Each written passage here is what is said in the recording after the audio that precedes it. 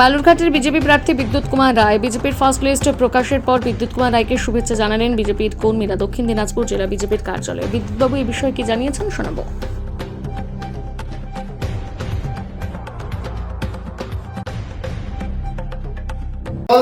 আজকে BJP list বেরিয়েছে, আপনার নাম রয়েছে, কিভাবে দেখছেন? মানে এই যে প্রার্থী হিসেবে দাঁড়াচ্ছেন, কি মনে করছেন, কি করবেন, প্রচার কবে থেকে শুরু করবেন?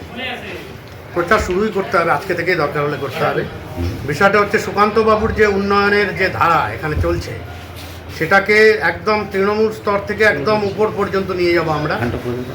প্রত্যেকটা স্তরে উন্নয়নের বার্তা, এই জোয়ারটা ধরে রাখা দরকার এবং এই সরকার, এই দুর্নীতি বা সরকার, এই হীরক রানী একে সরানোর জন্য যা যা করণীয় সব করতে হবে এবং ভোটারদের কাছে অনুরোধ তারা যেন আমাদের সঙ্গ দেন।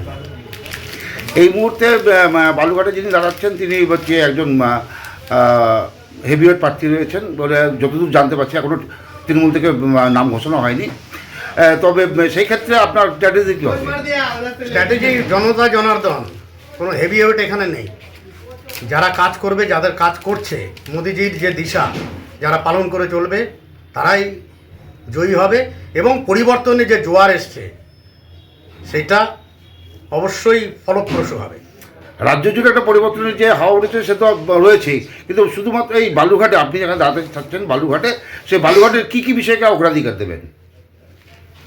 বালুরঘাটের কিছুই তো নেই, মানে যারা এর আগে, যে আমরা ধন্যবাদ দিচ্ছি যে ভোটারদের, যে তারা সুকান্ত বাবুকে দাঁড় করিয়েছেন, অশোক বাবুকে দাঁড় করিয়েছেন, এবার তাদের দাবি মোতাবেক ভূমিপুত্র দাঁড়িয়েছে। সুতরাং এখানে যা যা করণীয় আমরা সেগুলো ঠিক করব, একটা তালিকা বানাতে হবে, সেগুলো অগ্রাধিকারের ভিত্তিতে করব।